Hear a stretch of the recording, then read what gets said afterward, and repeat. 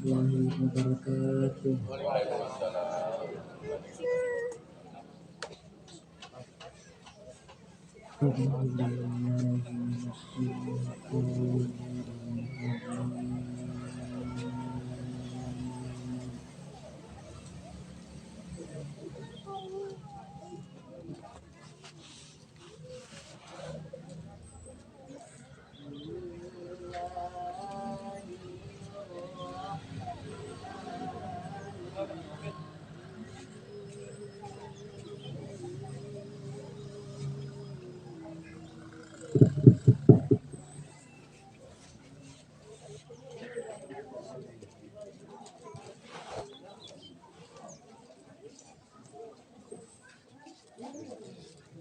Aynama takunu yudrikumul mautu walau kuntum fi burujim musyayyada.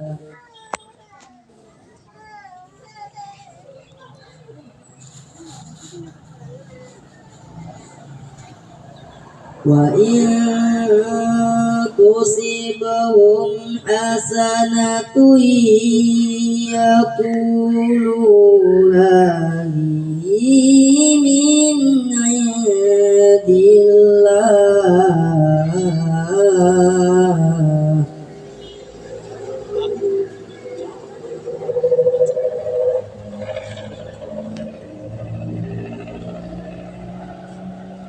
wa in tusibhum sayyi'atun yaqulu hadhihi min indik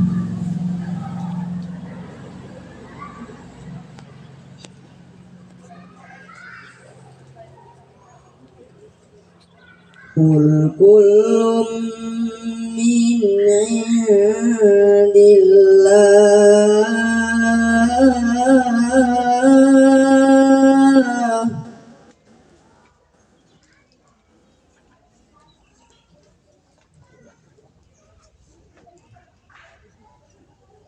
famali haula'il qaumi la yakaduna yafqahuna haditha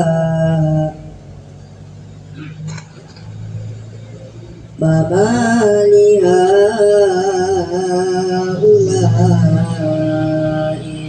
qaumi la yakaduna yafqahuna haditha. Shadaqallahul azim. Wassalamualaikum warahmatullahi wabarakatuh. Selanjutnya tausiah atau pesan-pesan agama yang insyaallah akan disampaikan oleh anak kita Ustaz Nurhalis LC MPD. Dipersilakan.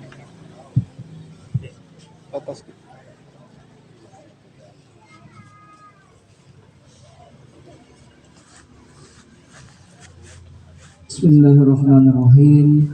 Inna lillahi wa inna ilaihi raji'un. Inna lillahi wa inna ilaihi raji'un. Inna lillahi wa inna ilaihi raji'un. Assalamualaikum warahmatullahi wabarakatuh. Alhamdulillah, alhamdulillahilladzi ja'al hayata wal maut liyabluwakum ayyukum ahsanu amala. Nashhadu an la ilaha illallah wahdahu la syarika lah wa nashhadu anna sayyidana Muhammadan abduhu wa rasuluh la nabiyya ba'dah.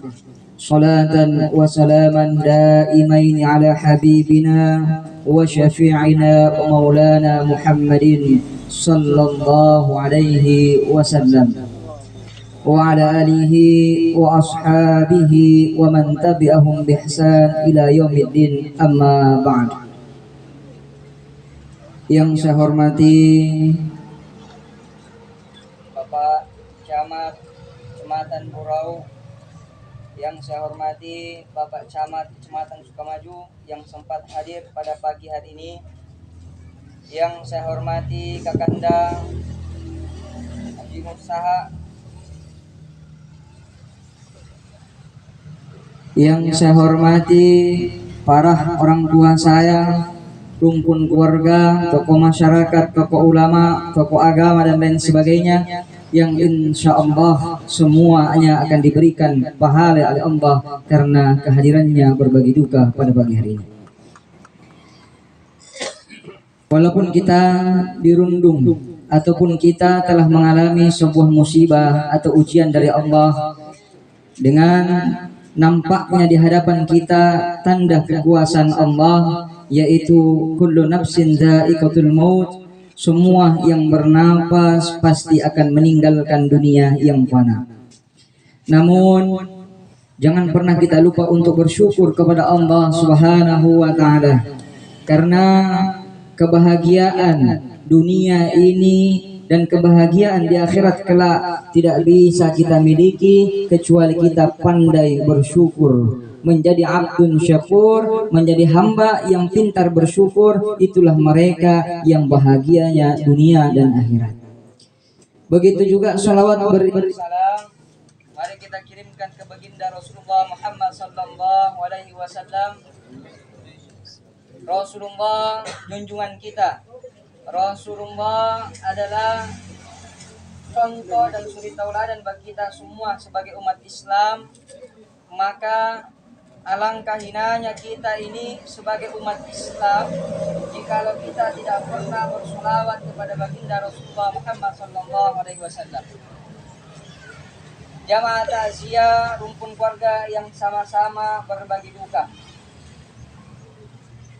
Pagi hari ini Allah telah menampakkan lagi-lagi suatu tanda yang nyata yang pasti akan kita alami.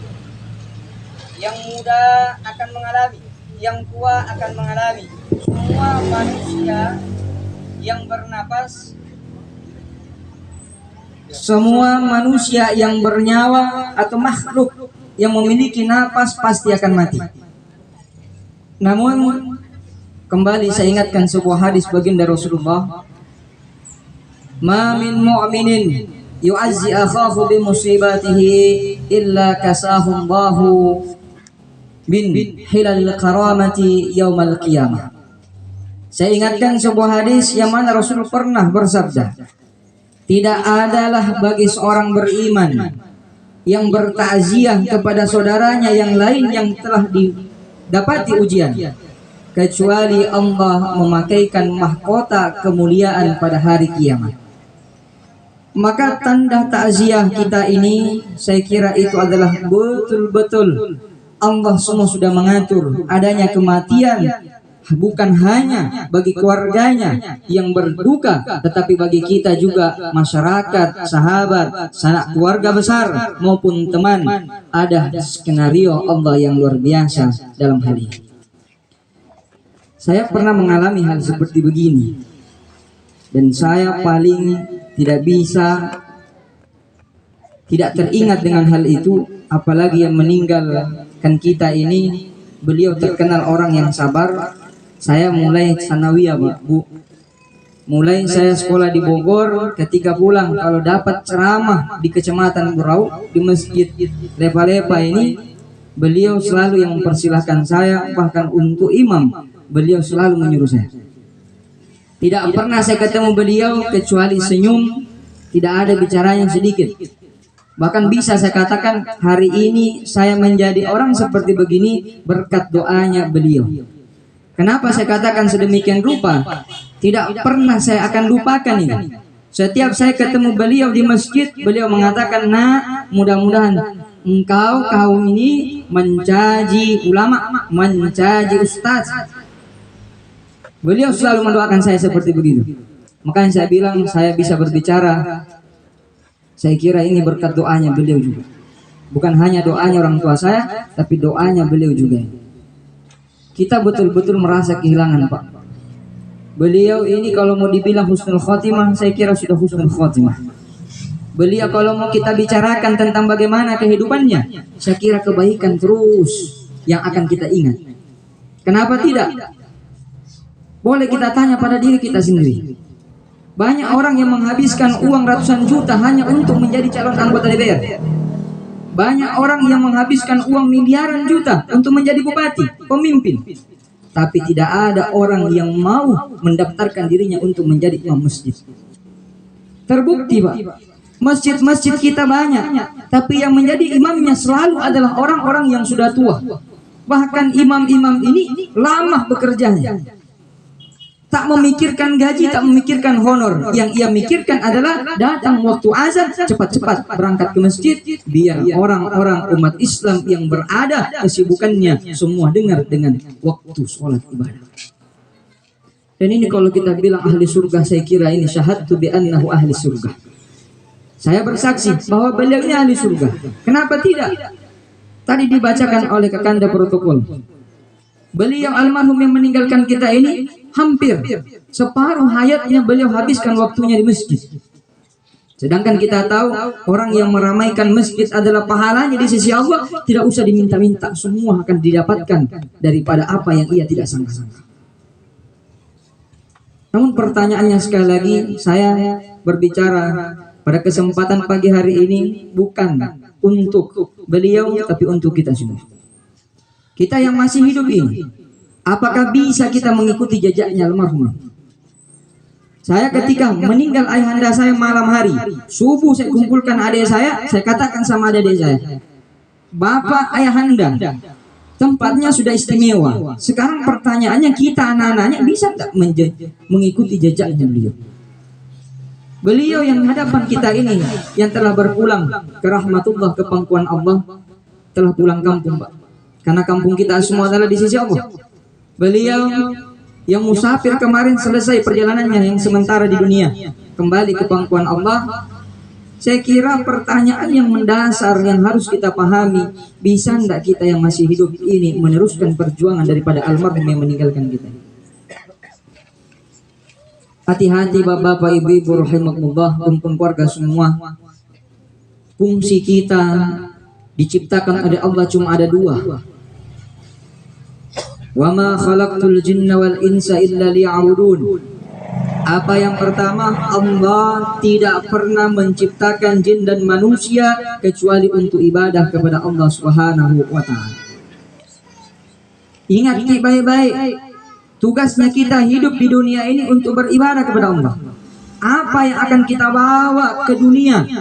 Apa yang akan kita bawa ke akhirat nanti bertemu dengan Allah kalau tidak ada ibadah? Pada sadar kita semua, masjid-masjid yang kita banggakan, yang kita bangun dengan besar-besaran, sadar orang yang mengisi dalam masjid itu betul-betul tidak ada. Berkurang. Ibu-ibu majelis talim itu sudah mulai banyak yang majelis talim beracara senam, tetapi ketika waktu sholat datang, berapa orang yang berangkat ke masjid? Berapa orang yang sadar untuk ibadah kepada Allah? Jangan kita nunggu nanti ketika kita mati sakaratul maut baru kita menyesal. Megalat dosa. Saya ingatkan kepada kita, Khalid bin Walid adalah sahabat baginda Rasulullah Sallallahu Alaihi Wasallam yang dimana di akhir hayatnya ketika beliau sakaratul maut beliau menyesal. Beliau menyesal. Sahabat yang lain bertanya, kenapa engkau Khalid bin Walid menyesal? Padahal Khalid bin Walid, Pak, dalam jasadnya tidak ada bekas yang utuh dalam jasadnya kecuali ada 3 tanda. Ditusuk panah, dikena sama tombak, disayat dengan pedang. Karena beliau adalah panglima perangnya baginda Rasulullah. Namun di akhir hayatnya beliau mengatakan, saya menyesal. Salah satu penyesalan saya adalah kenapa la amutu syahidan, aku tidak mati syahid. Coba bayangkan, kenapa manusia-manusia, sahabat-sahabat Rasulullah, para ulama, semua itu kadang-kadang kalau sudah bicara mati, beliau semua betul-betul dunia ditinggalkan. Kenapa? Karena yang menjadi tujuannya adalah ibadah, yang menjadi titik fokus daripada kehidupannya adalah Allah Subhanahu wa taala, bukan dunia semata. rumpun keluarga yang sama-sama berbagi duka. Yang kedua harus diingat, faman kana yarju liqa rabbi falyamal amalan shaliha. Siapa yang rindu ketemu dengan Allah, siapa yang mau berjumpa dengan Allah Tuhannya, ingat baik-baik, banyak-banyak mengerjakan amal soleh. Kerjakan kebaikan. Bagaimana mengerjakan kebaikan? Dengan memastikan diri kita yang paling simpelnya adalah jangan berucap kecuali hal-hal yang baik. Jangan kebiasakan mengeluarkan kata-kata kasar, kata-kata sumpah serapah dari mulut-mulut yang Allah ciptakan ini hanya untuk berzikir, tapi kita pakai untuk sumpah serapah, menggunakan bahkan memaki dengan kalimat-kalimat binatang. Jangan juga biarkan Pak diri kita ini masukkan ke mulut kita ini sesuatu yang haram. Jangan biarkan anak-anak kita kasih makan dengan perkara haram. Jangan biarkan keluarga tak hidup dengan kebahagiaan tapi dari asas fondasi yang haram. Ini hati-hati. Hati-hati ke semua. Saya cuma mengingatkan kita semua. Kita mau meninggal baik seperti beliau, kita mau akhir hayat tak husnul khatimah, ingat baik-baik dua hal itu. Fungsinya kita hidup dunia ini cuma ada dua, beribadah dan beramal soleh. Tidak mesti jadi seorang ulama untuk beribadah kepada Allah. Tidak mesti jadi seorang ustaz untuk beramal soleh. Menjadi bapak dari anak-anak tak, itu sudah bisa beribadah kepada Allah. Dengan cara apa? Menjamin pendidikan agama bagi keturunan tak. Memastikan yang halal yang kita berikan itu beribadah dan beramal soleh. Seorang suami menjaga martabat keluarganya, itu adalah beramal soleh, beribadah kepada Allah. Seorang istri menjaga kehormatan orang tuanya, menjaga kehormatan suaminya dengan tidak berpoya-poya, menampakkan pakaian-pakaian yang luar biasa sekarang Pak. Ini sudah banyak sekali muncul di desa-desa ini. Mungkin ada Pak Camat, ada Pak Desa. Tolong disampaikan baik-baik. Hati-hati Pak. Bersenam ria boleh, tapi ingat pakaiannya. Ini pakaiannya biasa, nak kalah pakaian ketatnya ajarai. Mak bobong iya, pakai kerudung iya, panjang kerudungnya Pak, tapi celananya Muhammad Rasulullah. Kelihatan leguk betisnya, lemak-lemaknya kayak mau lomba-lomba kedua. Ini banyak seperti begini Pak. Kenapa sedemikian rupa? Kita lupa bahwasanya dunia ini hanya sementara. Kita mau tertawa, ingat baik-baik, tertawa di dunia ini hanya sementara. Suatu saat ada ketika tidak bisa lagi. Tadi dibacakan sama Nanda kita ini ayat yang luar biasa. Nanda kita ini dari Sulawesi Tenggara, beliau membacakan ayat yang sangat luar biasa, mengingatkan kepada kita, ingat ketika ajal ini sudah datang kepada kita Pak, ketika maut ini sudah datang kepada kita, tidak bisa betul-betul kita hindari itu, tidak bisa kita tunda. Walaupun kita fi burujim musayyadah. Apa itu burujim musayyadah? Benteng yang kokoh. Walaupun kita di istana yang terbuat dari baja sekalipun, anti bakar, anti gempa, tapi kalau Allah sudah berkehendak maut, mati kita sudah ada, pasti akan mati. Ingat enggak Pak? Pernah saya baca suatu artikel yang mengatakan Presiden Soeharto ketika di akhir hayatnya beliau mendatangkan 48 dokter ahli spesial dari penjuru dunia untuk menyembuhkan penyakitnya beliau. Saya ingat sekali Pak. Pernah saya baca biografi daripada Soeharto. Di akhir hayatnya, anak-anaknya mengeluarkan uangnya miliaran triliunan untuk mendatangkan 48 dokter ahli sedunia Pak. Dari macam negara. Ada yang dari Australia, ada yang Singapura, ada dari Amerika. Bayangkan Pak, dokter ahli mendatangkan ini seluruh dunia. Nah kalau kita sakit biasanya paling ke dokter Eno ini. Pak Soeharto mendatangkan 48 dokter ahli. Tapi apa yang terjadi? Ketika maut telah datang, meninggal juga. Mati juga. Nah biar siapa di belakangmu? Tuh lihat bapak ini virus corona ini. Ada banyak gubernur kena virus corona. Padahal kalau dibilang, hand sanitizer malah di rumahnya. Masker tebal, kemana-mana diawasi. Makannya sehat walafiat. Tidak seperti makan kita. Asal ada, makan saja. Diawasi Pak. Tapi ketika Allah menghendaki sakit-sakit, ketika Allah menghendaki mati-mati. Makanya Bapak Ibu rumpun keluarga semua sadar ke semua. Kembali saya ingatkan, ini masjid kita dibangun sudah luar biasa cantiknya. Sekarang coba diramaikan. Jangan sampai kita berbondong-bondong membangun masjid, Pak, tapi tidak ada isinya. Semua orang kaya bisa membangun masjid, tapi apa guna membangun masjid ketika yang isinya tidak ada? Jangan sampai yang viral, Pak, di Palu 1,5. Saya kemarin pernah ke Palu. Saya lihat masjid yang terbangun dari emas. Di dalamnya banyak emasnya. La haula wala billah. Emas, Pak. Tapi saya lihat di dalam sembahyang subuh dek gagal. Sembahyang maghrib tidak ada. Bahkan itu hanya dijadikan tempat rekreasi wisata untuk foto-foto. Padahal ia bangun katanya masjid. Bagaimana caranya dunia, Pak? Kalau kita ini bangun masjid tuh, 3 rumah lagi bangun lagi masjid, bangun lagi masjid, bangun lagi masjid. Azan subuh tidak ada. Di Sukamaju, bukan di Sukamaju, PDC, ya, PDC dan Cakaruku juga. Ada musola di depan Pertamina ini. Saya kaget, Pak, ada musola terbangun, rapi, bersih. Ketika waktu maghrib, waktu isya datang, tidak ada sembahyang. Tidak ada sembahyang. Saya bilang apa dibikin, gunanya apa digunanya ini, dibikin ini musola ini. Saya ketika itu takziah di situ. Wali santri. Saya bilang sama beliau-beliau, ini rumpun keluarga masyarakat di sini, apa gunanya membangun masjid di situ? Kalau misalkan tidak pernah azan, saya pergi ke situ, Pak. Saya yang imam, tanda akbar ada anak pesantren yang azan sekaligus iqomah, makmumnya juga beliau, cuma 2 orang juga.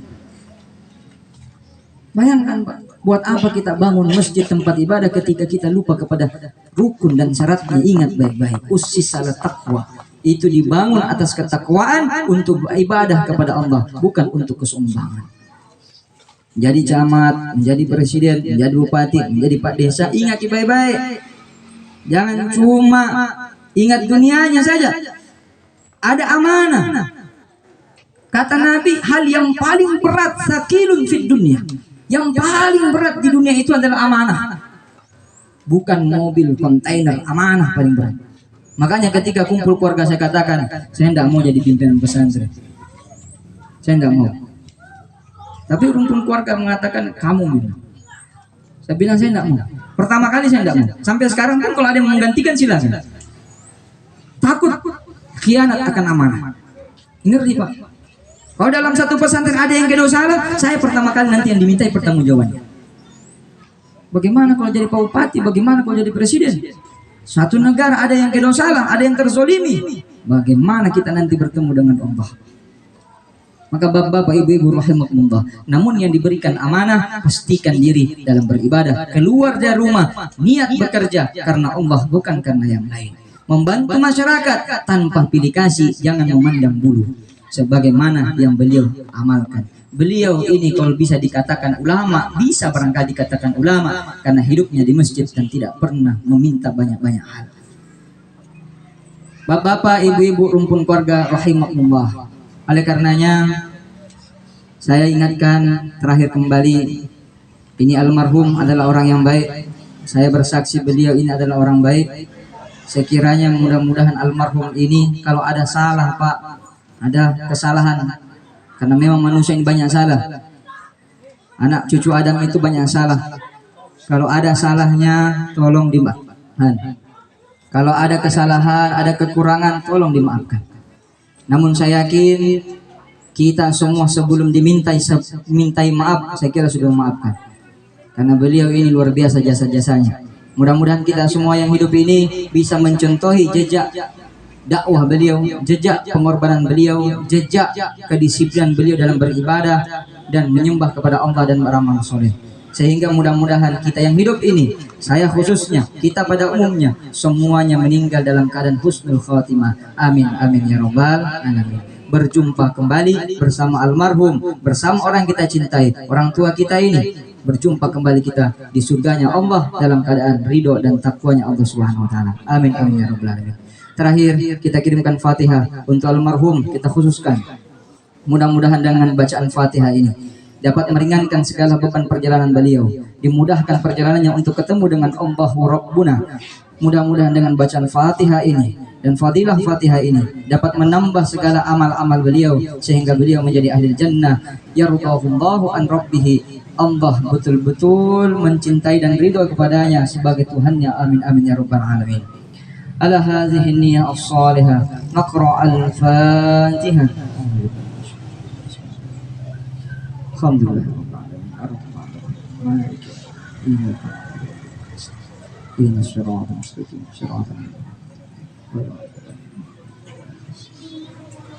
Kurang dan lebihnya mohon dimaafkan. Akhirul kalam. Assalamualaikum warahmatullahi wabarakatuh.